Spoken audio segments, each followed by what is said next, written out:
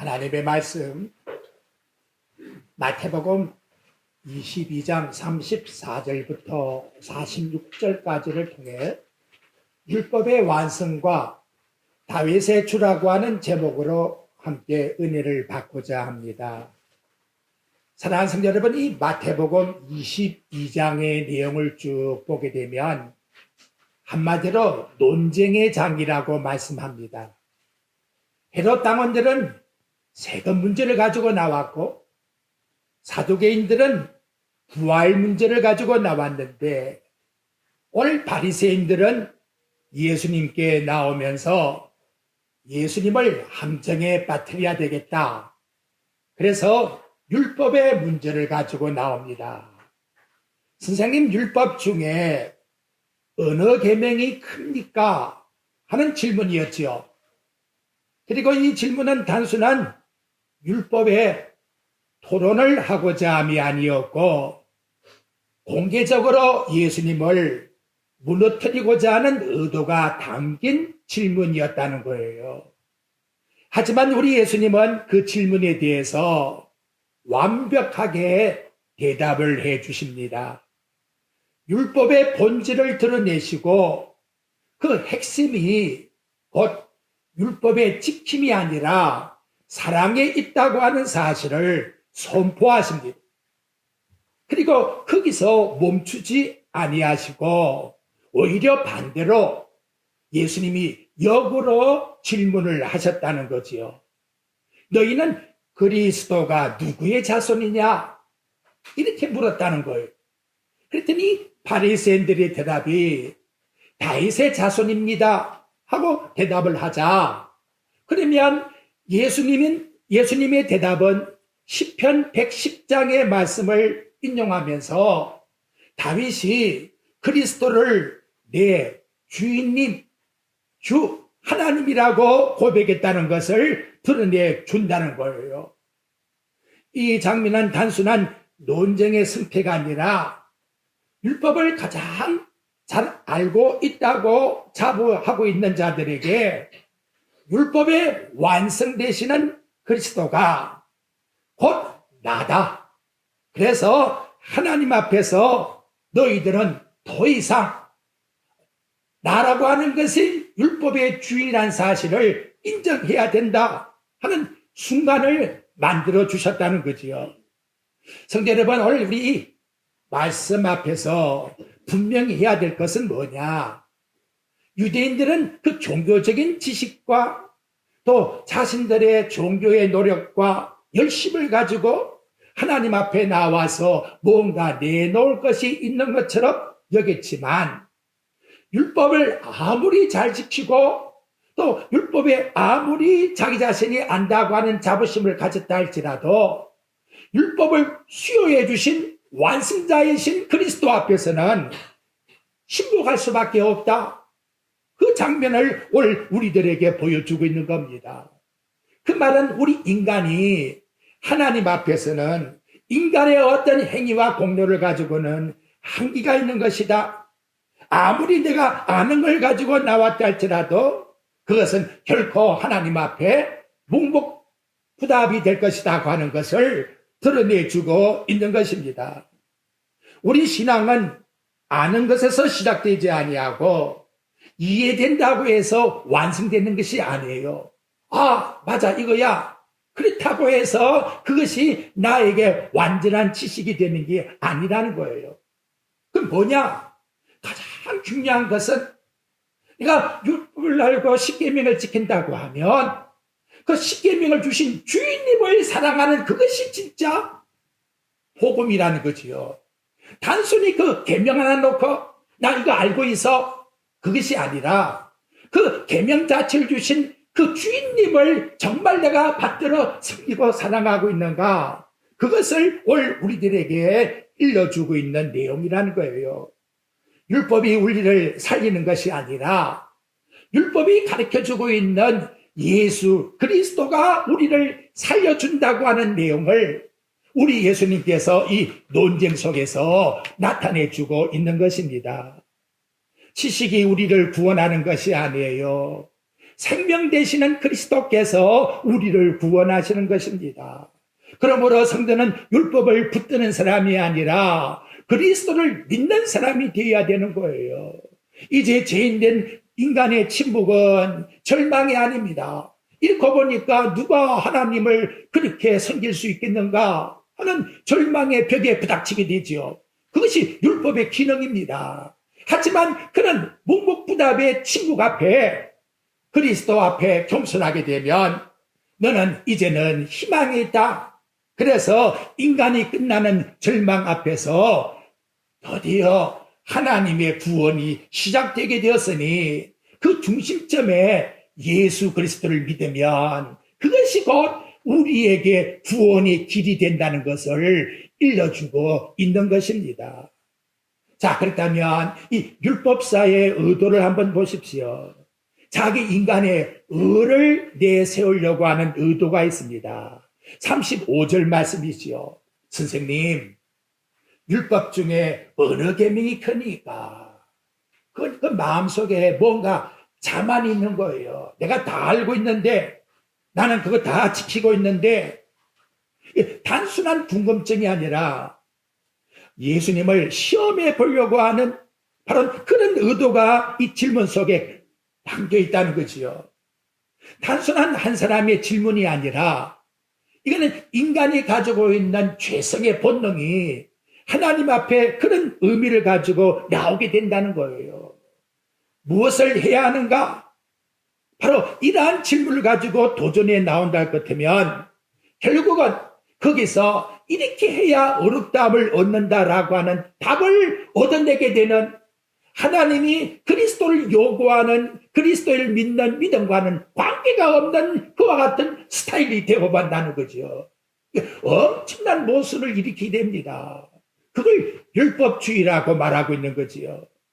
당시 유대인들이 613가지의 율법을 지키고 논쟁이 벌어졌지요. 모일 때마다 어느 율법이 더 중요한가? 겉으로 보면 참 율법에 대해서 열심히 있고 순종하는 것 같이 보이지만 그 중심에는 다른 의도가 있었다는 거예요. 그거는 너보다 내가 이 율법을 더 잘 지키니까 너보다 나는 하나님 앞에 더 의로운 사람이야. 그거 드러내려고 그래서 계속해서 분쟁이 있었다는 것을 일러주고 있는 것입니다. 성도 여러분, 이 모습은 결코 과거의 사건이 아닙니다. 우리의 마음속에 한번 꼭 짚고 넘어가야 돼요. 예수를 믿는 분이라면 꼭 마음에 생각해 보아야 돼요. 내가 이 정도 신앙생활 하면 되지 않나. 이것만 지키면 하나님께서 인정하지 않겠는가. 여러분, 거기는 천국길이 없는 거예요. 그런 의미에서 성경이 우리에게 주는 신앙생활이 아니라는 거지요. 자꾸 내가 이쯤하면 되겠다라고 하는 의도를 가지는 것은 자기 의를 자꾸 나타내어서 인정받고자 하는 인간의 시도가 거기서 나타나고 있는 것입니다. 율법을 통해 하나님께 나가려고 하는 모든 신도는 결국에 가서는 하나님 앞에 나가지 못하고 장벽에 막히고 만다는 거지요. 여러분, 율법에 보면 너희들이 하나님 말씀을 순종하면 천대만대 복을 받는다 하잖아요. 천대만대 복을 받습니까? 율법에 순종해 보십시오. 지금 예수님이 이걸 지적하고 있는 겁니다. 장벽에 막힌다는 거예요. 장벽에. 그 속에서 누구를 발견해야 되는가가 발견되지 못한다면 아무리 지키려고 해도 결국은 하나님 앞에 지킬 수 없다는 거지요. 왜 그렇습니까? 인간은 본질적으로 죄인이기 때문에. 그래서 율법은 우리를 어렵게 만드는 길이 아닙니다. 우리 어려움을 드러내지 못한다고 하는 그 반대, 고울과 같은 걸 주었다는 거지요. 하나님, 오늘 내가 이만큼 어렵습니까? 하고 성경을 비춰보십시오. 지키지 못한 건 어떻게 하렵니까? 100가지 지키다가 한 가지만 못 지켜도 다 지키지 못한 것이라고 하는데 그 앞에서 누가 어렵다고 나타낼 수가 있겠는가라는 거지요. 그래서 이 질문 앞에서는 이 인간이 얼마나 하나님 앞에서 그리스도가 필요한가, 그 절실히 그리스도가 필요하다는 사실을 예수님께서 대신 구체적으로 드러내주기 위해서 지금 이러한 질문이 나타나고 있다는 것, 우리에게 일러주고 있는 것입니다. 자, 그렇다면 좀 본론적 율법의 본질을 보십시오. 하나님의 사랑과 이웃의 사랑. 예수님은 이 질문에 대해서 이렇게 답합니다. 네 마음을 다하고 목숨을 다하고 뜻을 다하여 주 너희 하나님을 사랑하라. 그리고 이어서 네 이웃을 네 몸같이 사랑하라 하고 선언을 합니다. 그리고 하신 말씀이 이 두 계명이 온 율법과 선지자의 강령이니라. 여기서 우리가 반드시 붙들어야 할 것은 예수님이 단순히 두 가지의 중요한 계명만 말씀하신 것이 아니라는 거지요. 예수님은 율법의 부분을 말씀하는 것이 아니라 율법 전체의 본질을 드러내고 있다는 거예요. 율법은 규칙이 아니에요. 이걸 지키고 저건 안 지키고 이런 규칙의 선택사항이 아니라는 거예요. 율법은 하나님과 나 사이의 관계라는 거예요. 내가 얼마나 우리 하나님을 사랑합니까? 라고 하는 표현으로 우리에게 율법의 행위를 주셨다는 것이지요. 그래서 거기에 가장 중요한 내용이 사랑이라는 것이 중심이라고 우리에게 일러주고 있는 것입니다. 사랑하는 성도 여러분, 여기서 우리는 반드시 멈춰서야 해야 됩니다. 무엇을? 계명은 이것은 우리 인간에게 요구하는 완전한 기준이다. 여러분, 계명이 우리에게 완전한 기준으로 주고 있습니다. 자, 여러분 할 수 있을까요? 마음을 다해 보십시오. 순간 그걸 생각지 않으면 다함이 아니잖아요. 목숨을 다해 보십시오. 순간 나 그거 못하겠어 하면 다함이 아니잖아요. 뜻을 다해 보십시오. 부분이 아닙니다. 전체 내 모든 것 다 바쳐버려야 돼요. 그것도 한순간이 아닙니다. 끊임없이 지속적으로 완전하게 주님 서는 그날까지 계속 지속돼야 된다는 거죠. 한순간도 하나님보다 덜 사랑해서는 안 되는 사랑. 이것이 계명이 요구하는 기준점입니다. 네 이웃을 네 자신같이 사랑하라. 단순한 친절이 아니지요. 자신을 사랑한 것과 같은 강도로, 같은 지속성으로, 같은 헌신으로 옆에 있는 이웃을 그와 같이 사랑하고 그와 같이 네 몸처럼 대할 수가 있느냐. 그걸 요구하고 있다는 겁니다. 여러분, 편견 두지 말고 한번 정직하게 대답해 보십시오. 이 앞에서 나는 지켰다고 말할 수 있는 사람이 있을까요? 이 사랑으로 내가 지금까지 살아왔다고 말할 수 있는 사람이 있을까요? 이 사랑 앞에 우리는 다 무너질 수밖에 없다는 것을 알려주는 거예요. 그것이 율법을 준 목적이라는 거예요. 율법을 준 목적. 율법은 우리를 어렵게 만들기 위해서 주신 정답이 아닙니다. 율법은 우리 안에 의가 되기 위해서 준 것이 아니에요. 율법은 우리를 높이는 것이 아니라 우리를 완전히 짓밟아서 너는 지옥 갈 죄인이라는 것을 드러내기 위해서 율법을 우리에게 주셨다는 거예요. 그러니까 율법을 기대어 가지고 구원을 생각한다는 게 얼마나 이 유대인들이 어리석은가 이 말이지요. 그래서 예수님이 지금 왔다는 것을 드러내주고 필요성을 보여주고 있다는 것입니다. 율법은 결국 우리 자신을 그리스도께 나아가게 하는 일명의 봉학 선생이지요. 그러므로 이 계명은 지켜야 할 부담이 아니라 계명을 볼 때마다 나에게는 구원자가 꼭 필요하구나. 도저히 인간의 힘으로는 할 수가 없어. 누가 나의 구원자가 될 것이냐. 예수님이 지금 그것을 드러내어 보여주고 있다면 우리 주님이 말씀하는 이 선언의 중심에는 곧 당신이 그렇기 때문에 이 땅에 왔다는 것을 말씀해 주고 있는 것입니다. 세 번째, 여러분, 율법의 한계를 봅니다. 인간은 스스로 구원할 수가 없다는 거지요. 율법 거룩합니다. 하나님 말씀이기 때문에 완전합니다. 문제는 율법 자체에 문제가 있는 게 아니에요. 10계명, 1계명부터 10계명까지 얼마나 거룩합니까? 내가 못 지키는 이 인간에게 있다는 거지요. 죄로 말미암아 인간이 하나님을 온전히 사랑할 수 없는 존재가 되었다는 여기에 문제가 있다는 것이지요. 우리는 하나님보다도 솔직히 정직하게 대답해 보십시오. 세상을 사랑하지 아니했습니까? 저부터 얼마나 하나님 앞에서 부끄럽나 이 말이요. 정말 이웃을 내 몸같이 사랑합니까? 옆에 헐벗고 굶주리고 고통당하고 아픔당한 사람을 내 몸같이 사랑해서 그와 같이 여러분 대보고 있습니까? 한 번도 아니고 똑같이 죽을 때까지 그와 같이 대하면서 살아가고 있습니까? 할 수가 없다는 거예요. 율법은 할 수가 없다는 거예요. 저와 여러분, 우리는 율법 속에서 정죄를 받는 것이지 살아날 수가 없는 거예요. 그래서 율법은 뭐냐? 네가 죄인이야, 할 수 없어 라고 하는 거울을 우리 앞에다가 비춰주고 있다라고 말씀해주고 있는 것입니다. 자, 구속사의 긴장이 나타나지요. 그러면 어떻게 해야 우리 인간은 구원을 받을 수가 있는가라는 거지요. 그래서 완전하고 온전하고 하나님의 계명을 완전히 다 지키시고, 그래서 우리 인간이 할 수 없는 그것을 대신 다 담당하셔서 인간이 할 수 없는 그 모든 죄악을 십자가에서 하나님 아들이 죽으셨다 그 말이에요. 그럼 우리는 어떻게 하느냐? 우리는 할 수 없기 때문에 예수 그리스도 그분을 의지할 때에 그가 부활하신 예수 그리스도가 너는 죄가 없다라고 하는 의를 증가받음으로 예수님 안에서 그냥 구원을 받는 선물을 받게 되었다라고 우리에게 말씀을 통해서 일러주고 있는 것입니다. 그런 의미에서 예수님은 율법을 가르치는 분이 아닙니다. 우리에게 전해주는 분이 아니에요. 율법 자체에 완성된 분이라는 것을 저와 여러분들에게 드러내고 있는 것입니다. 사랑하는 성도 여러분, 이제 우리에게 중요한 것은 뭡니까? 저와 여러분의 실패의 자리에 누가 대신했다고요?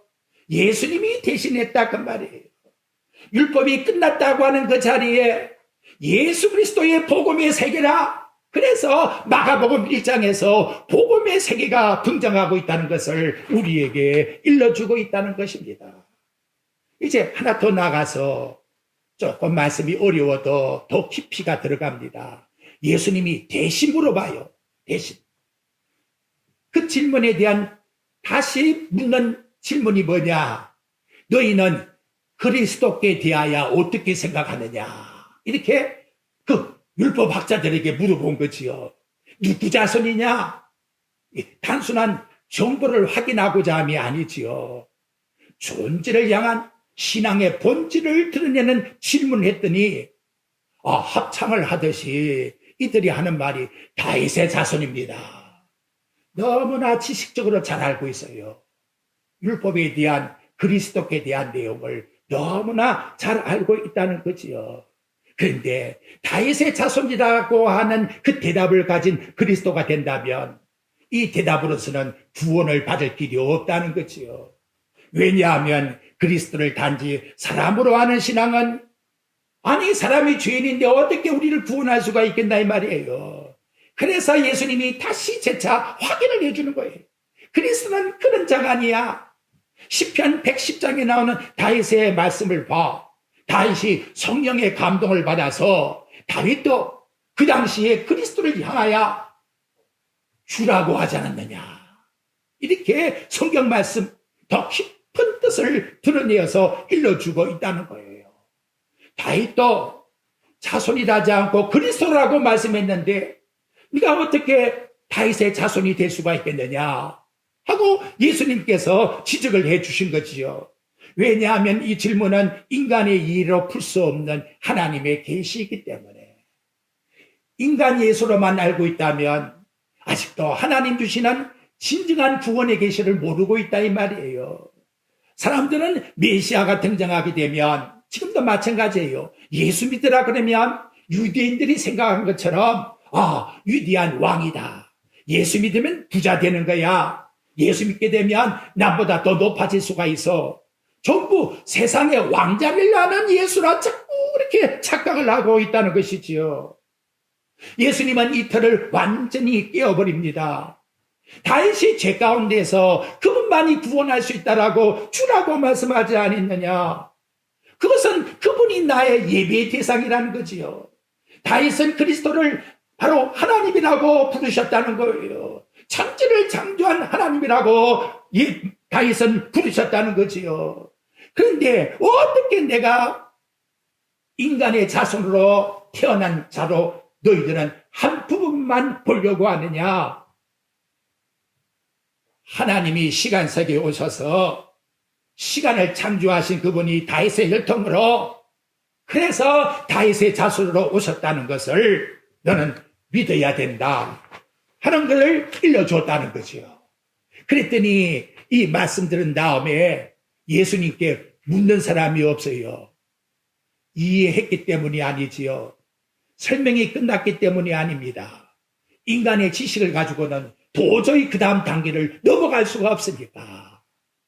그래서 결국 이 모든 질문이 무너진 것을 우리에게 보여주고 있습니다. 사랑하는 성도 여러분, 오늘 이 말씀을 통해서 기억할 것은, 바요나 시몬아 네가 복이 있도다. 이걸 네게 알게 한 것은 하늘에 계신 네 아버지가 네게 한 것이라. 하나님의 성령에 계시의 영이 깨닫게 해주지 아니하면 누구도 알 수가 없다는 것을 우리에게 일러주고 있는 것입니다. 주를 다윗은 모셨다고 말씀을 합니다.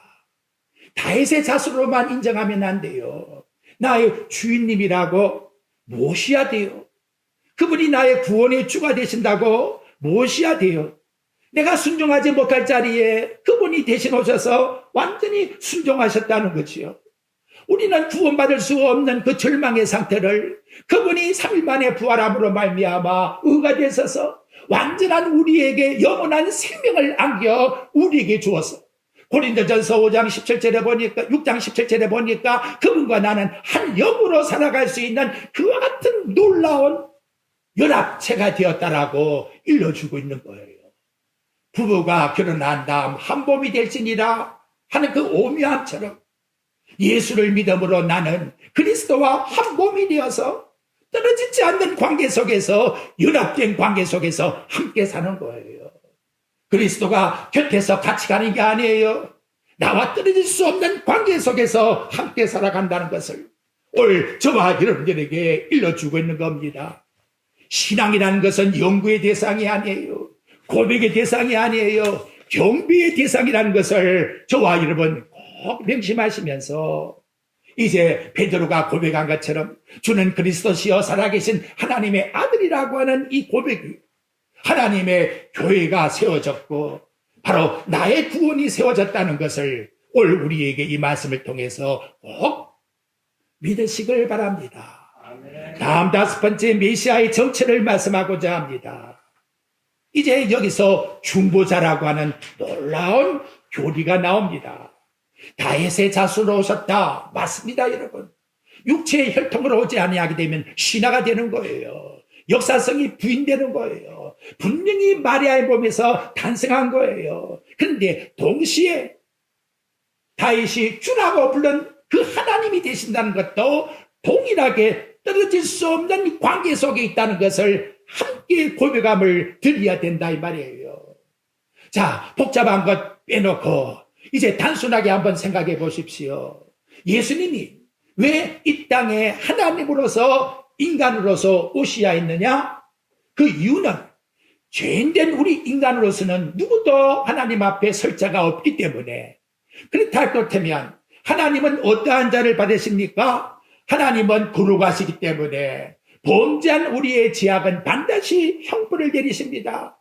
그것을 창조주 하나님께서 대신 당하시기 위하여 인간의 육체로 오셔가지고 우리 인간의 모든 죄악을 다 담당하시는데, 우리와 똑같이 참 인간으로 이 땅에서 당하셨다 이 말이에요. 자, 참 하나님이시기 때문에 우리를 구원할 능력이 있지요. 참 인간으로서 십자가에 대신 죽으셨으니까 나와 형벌의 죄악을 대신 다 담당하셨다 이 말이에요. 그래서 예수 그리스도 안에 있는 자에게는 로마서 8장 1절 말씀에 보니까 결코 정죄함이 없느니라고 하는 이 놀라운 복을 일러주고 있다는 거예요. 아직도 해방을 못 느끼고 있어요. 여러분, 예수를 믿으면서도 내 마음속에 이러다가 나 지옥 가면 어찌 돼? 하나님 앞에 정죄받으면 어떻게 돼? 근데 이거를 기준점을 자꾸 내가 하나님께 회개하고 회개하지 않고 하는 여기에다가 기준점을 잡고 있다는 거예요. 이미 저와 여러분의 죄악에 대한 기준점의 모든 회개는 예수님이 이 땅에 오셔서 십자가에 우리 죄를 대신 다 담당하심으로 말미암아 해결시켜 주셨다 이 말이에요. 그러면 우리가 해야 될 일이 뭐냐? 해결해 주신 그분 앞에 우리는 자백하고 감사함을 드려야 된다 이 말이에요. 내가 아무리 100번 1000번 회개도 할 수 없는 이것을 천지를 창조한 하나님이 대신 나를 위하여 십자가에 죽으셨으니 하나님 감사합니다. 이번에도 이런 죄악을 범했는데 우리 예수님이 아니었더라면 내가 어떻게 용서받을 수 있을까요? 그런데 반대로 생각해서 그걸 인간으로 해결해 보려면 어떻게 해결합니까 여러분? 재간이 없어요. 절망입니다 여러분. 방법이 없다고 말이에요. 그리고 우리 예수님이 죄가 없어야 우리를 속량해 주니까 누구의 몸에서 탄생하셨어요? 동정녀의 몸에서 죄와 상관없이 이 땅에 탄생하셨다고 이와 같이 우리에게 일러주고 있는 것입니다. 그래서 여러분, 하나님이 참 인간이 되셔서 우리 인간이 지어야 될 모든 고통과 아픔과 죄악의 모든 것 대신 십자가의 죽으심으로 담당하시고 이것이 바로 우리 예수님께서 행하신 순종이라 이 말이에요. 우리가 해야 될 순종을 대신 행하셨다 그 말이지요.